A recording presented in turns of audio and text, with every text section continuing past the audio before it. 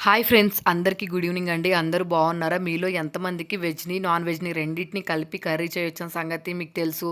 నేనైతే ఒక్కసారి ఇది రెస్టారెంట్‌లో ట్రై చేశాను. టేస్ట్ అయితే నాకు బాగా నచ్చింది. ఇంటికి వచ్చిన వెంటనే ట్రై చేశాను.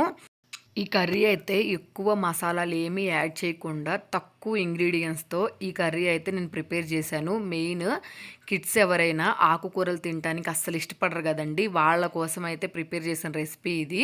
ఇంకోటి ఏంటంటే ఈ రెసిపీ ఫుల్ వీడియో అయితే నేను కింద ట్యాగ్ చేస్తాను. ఒక్కసారి ఓపెన్ చేసి చూసేయండి. మీ పిల్లలు ఎవరైనా వెజ్ ఆకుకూరలు అసలు తినని వాళ్ళు ఉంటే వాళ్ళకైతే చేసి పెట్టారంటే ఇది వెజ్ అని కూడా వాళ్ళకి తెలియదనమాట. కాబట్టి ఒక్కసారి ట్రై చేయండి. మీకైతే టేస్ట్ చాలా బాగా నచ్చుతుంది. ఈ కర్రీ అయితే రోటీస్లోకి, చపాతీల్లో కూడా చాలా బాగుంటుంది. కాబట్టి మీరు కిడ్స్ కోసం ఒకసారి ట్రై చేయండి. అట్లాగే మా వీడియోస్ కనుక మీకు నచ్చినట్టయితే వెంటనే సబ్స్క్రైబ్ చేసుకోండి.